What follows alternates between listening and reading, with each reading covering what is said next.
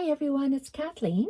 We are here today because I am mass making some of these Glassine booklets. Glassine because I have leftover bits of Glassine paper bags and I'm making embellishments with them. And I'm going to show you what I am going to do. I have some, but I wanted to use up the remaining bits of Glassine bags that I have used. I love how this looks. I love the outside. I love the inside. It is an old Glassine bag with some caramelized book page, printables, scrap fabric, and lace trims, hand stitching. I'm making my own washi tape and printables on the inside. It's the old-fashioned little holes with string and twine holding them together at the top and the bottom. Let's get started and make some of these. I am going to be embroidering them with pearl cotton, and I'm going to be using red. So what are the parts of this little booklet? I started off with, okay, that's glued already. Let's get something that's not glued. Okay, let's use this. Let's use that one because it's not glued. Alrighty, put this underneath. All right, so I started off with a, where can I move this? I'm gonna have to move this pile away for now. Okay, I have several things here, and actually, okay, some of these have more intricate, nice pieces than others. So because I'm looking at that, I want this one. Why? I don't know why. I just do. So I'm going to make this one first. Look at how beautiful this image is. I'm not sure where I got her from, but I love her as well. Wow, she's gorgeous. Maybe I'll make her. Indecisive. Today's just one of those indecisive days. Okay. I have little pieces. So we are going to start off with this Glassine bag, and it's just a remnant of a craft Glassine bag. I like the shape. I like how it looks. I'm going to have there's a shiny side and a matte side. I'm going to have a shiny side on the outside.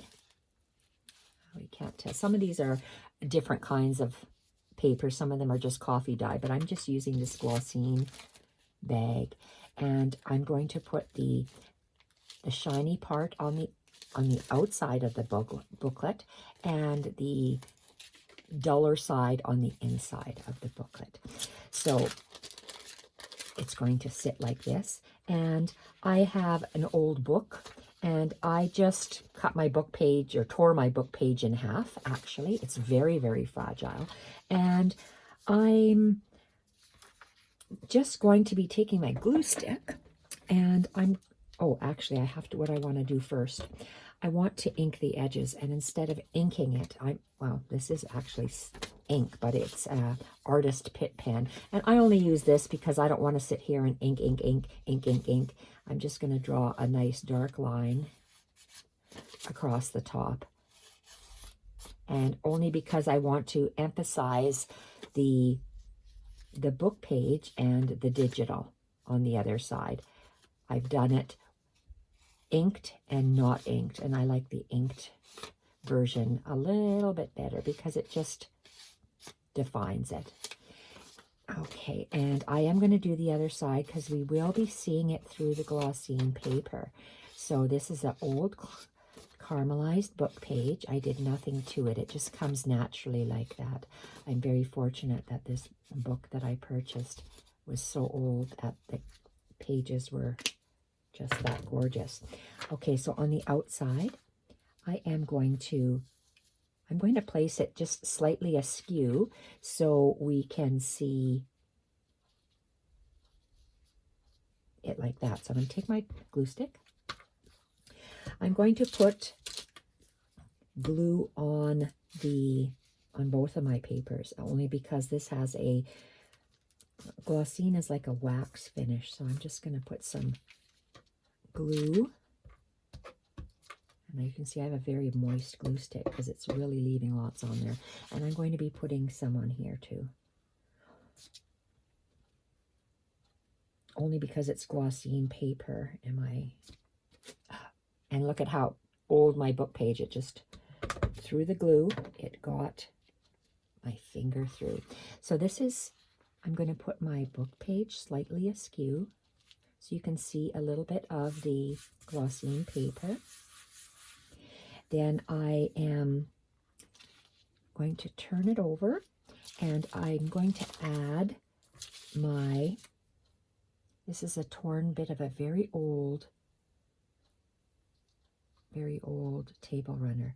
And I'm going to take my glue stick and I want to be able to see this beautiful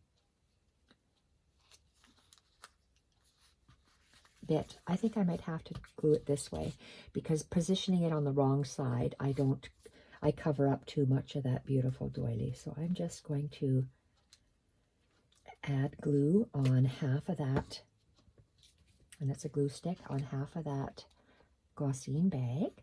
I'm going to place this down. I want to see the crocheted edge about halfway. I'm centering it top to bottom and I'm placing it on here so I can, that's exactly how I want it to sit there. Patting it down at the back, and I'm going to take that pit pin and I am just going to run my marker across the top very quickly. It just gives a burnt edge. I just want it to stand out a little bit. And we may or may not see this side. I print on ivory colored paper, and because this is a digital, and I am just coloring the back of the edges slightly. So let's see this. So I want this paper to sit like this. I want to see a little bit of that Glassine paper, and I'm only going to put glue on half of it. So let's, if I want it this way, so I'm going to put glue on this half. And I'm just using a glue stick for right now. We're going to be anchoring it with the twine and with the threads on the other side. So let's have a look again and see.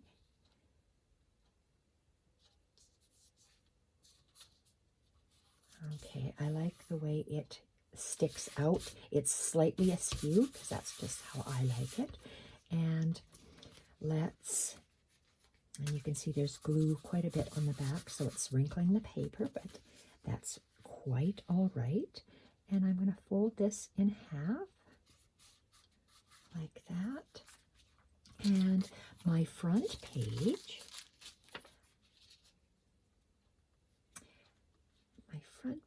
will be like this. How thick is my paper? Okay, I think I will make some, I need some of my homemade washi tape.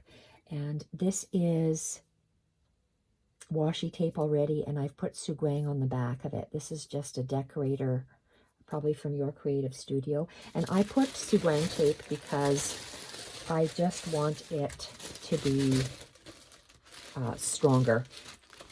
And I'm making my own stronger for the washi tape. But this is just birthday tissue, packing tissue, birthday wrap tissue. And it's a craft color because, you know, that's what I like. And I am going to, I'm just going to make one strip, and this is just too big right now, and I can make the rest later. So I just want to have a strip Oh, it looks like I was making washi tape there. Suguang tape is very strong. When I used to make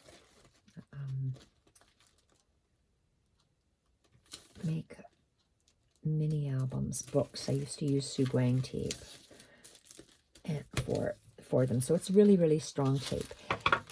And we want to make sure that it is stuck on really good. So you usually brayer it on quite strong. So you press firmly to make the Suguang tape stick. And I don't want my tape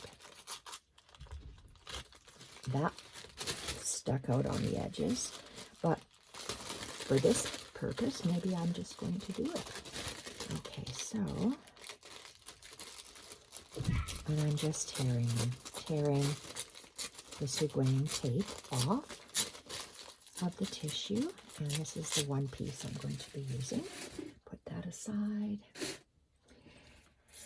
And I would like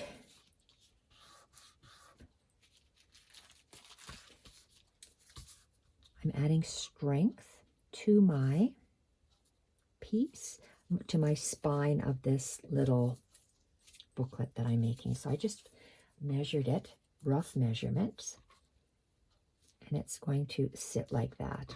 So I'm going to place it. To take the Suguang paper off, it's very easy to separate. And I want to make sure that it is in the center of that fold. I can't see it exactly. I'm just guessing. I'm just eyeball guessing it. Putting it there, and I will be folding it in the at half. And let's get this beautiful image on here. I'm going to put it like that because let's you know what? I'm going to trim off. So what am I going to trim off? Where's my scissors? How much do I have to trim off? I want to be able to see some of the black there. So just for right now, I'm just going to see if that's still not enough. Let's trim a little bit off of here.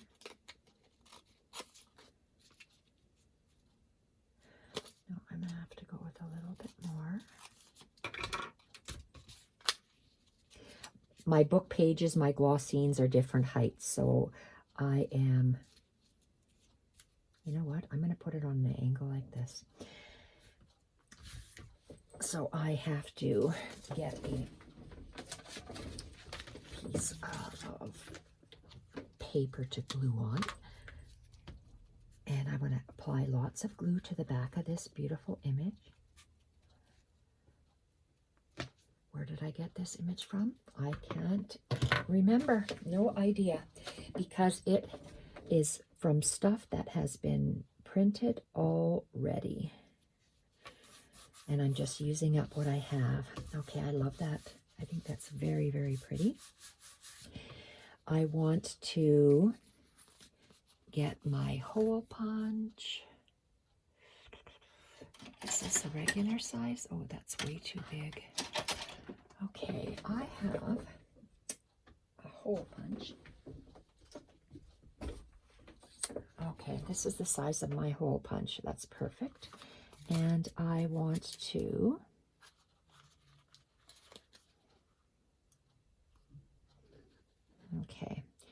go, where do I want to go? How far up? Let's go about like that. And I just eyeballed it. I don't know, half an inch or so. Love this little Fiskars hole punch. And I'm going to be using this red just for accent. And I'm going to insert this in here because this is a loose page where you can do some hidden journaling behind here. And it's still kind of soft and moist because my glue hasn't dried or hardened yet. And we just want to get a small bit, and I want to make my knot about here. So I know I'm going to be wasting that, and I hate when I waste, but I need to tie. So my length is, that in my particular case, is about 6 inches of red twine. And bring the ends together, and hopefully we can make a knot at the end.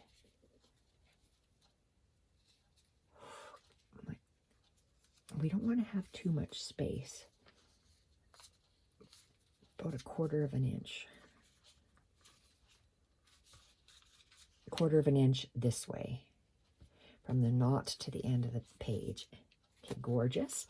And this is just making sure the knot is tight. And let's just cut that off. Let's do another one. My hole is just the correct size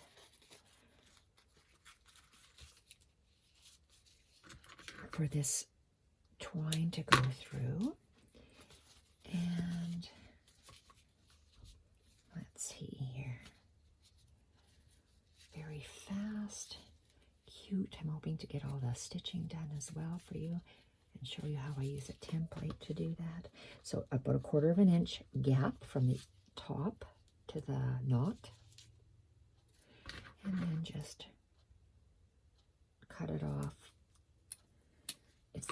It's less than 1/2 inch, but it's more than 1/4. Okay, so I love that.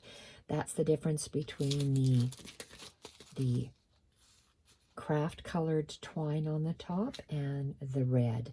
We're going to be adding a red embellishment. Let's add here we are. Let's add a little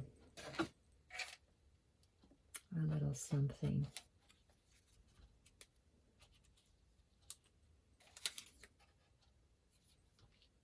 Park Lane, why not?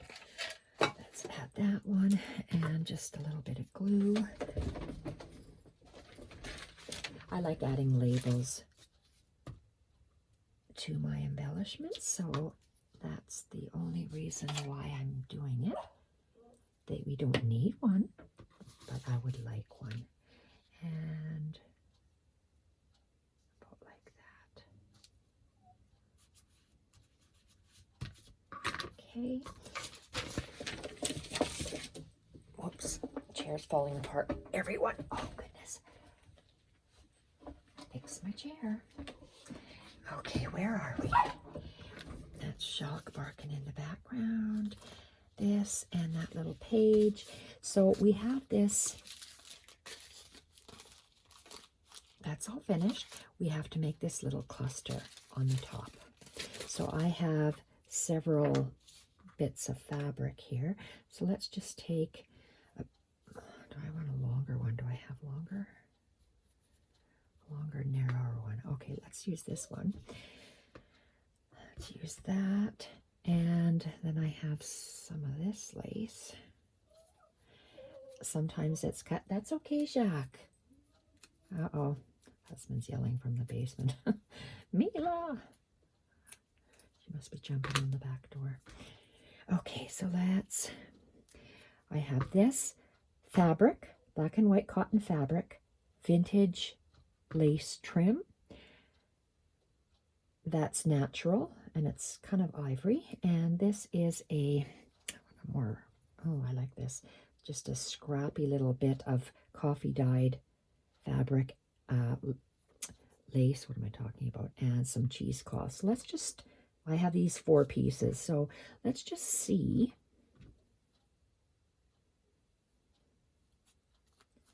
how I like to ravel the ends, and I always talk of focal points, pivot points, and everything is going to meet at the pivot point.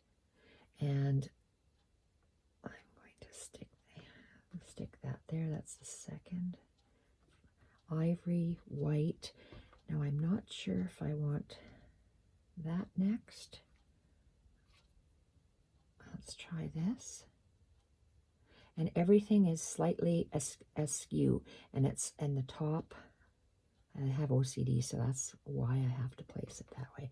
This, and that. Oh. I want to be sewing, so let's do it this way. Glue. Let's anchor it with some glue, and like that. Now I'm going to get a needle and thread, and we're going to make some straight lines and some X's. So here's my needle and thread. This is number 8 pearl cotton. I want it dark. You know what I'm going to do? Instead of just having it a single layer, and do I want to double it? It'll be nice and darker, so I am going to double this thread, my embroidery floss, so it's not one layer, it's 2 layers. And I am going to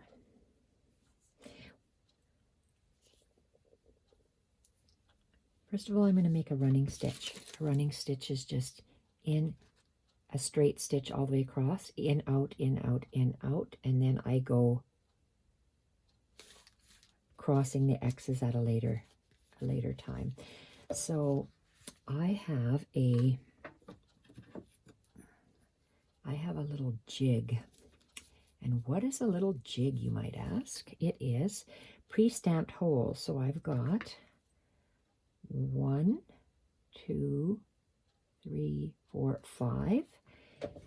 I like that. So 5 stitches, and I usually leave the top and the bottom one empty, so I know where my stitches are going to lie just by doing this. Okay, now if I was a punch, I would be, oh, my paper's still moist. Oh, I don't like that. Oh well, we'll deal with it. I call it Kathleen's running stitch because running stitch is probably supposed to be evenly spaced, meaning the thread, the space, the thread, the space. I like to see more thread than space. So that's what I do. And it's just a matter of taste. So let's start at the top here.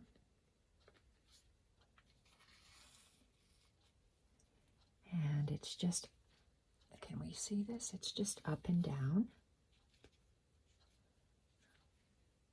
Okay. And trying to feel it through the paper, and I can't, so I just have to go in and out. So I have 5 stitches. That's 1, 2,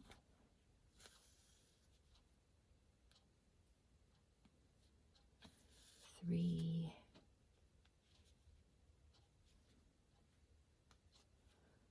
4. I love stitching on my embellishments. I love the pop of red, black, ivory, and cream, and I think it looks absolutely gorgeous. 1, 2, 3, 4, 5. So I have 5 up and down stitches. Now I want to make 3 X's, and I usually make them in the middle. So I start further out on the side. So I'm going to go here and close to the top on the left. I want it to come out here. So when I make my lines and my X's, I just do a running stitch and then I cross some of them. And they're just at this same angle all the way up.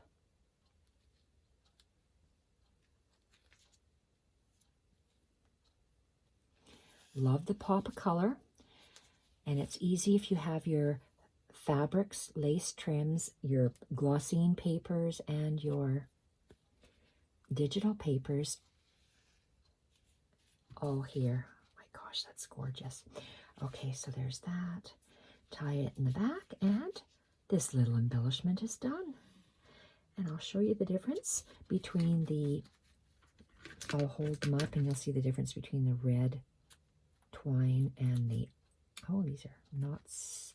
They're just fabrics. I'm sorry, they're not fabric scissors. They are just paper scissors. Okay, I like these loose knots on the inside, so I leave them. I like that this is just flopping. This crochet bit is flopping, and it's still wet from the glue. So this is what my prototype looked like. This was a slide from Sam Pool, and this is just a printout that I had. And I think they look gorgeous. So we open it up. I like the different layers that stick out, the different layers. I love the accent of the red, and again, that's for secret journaling, and then the back.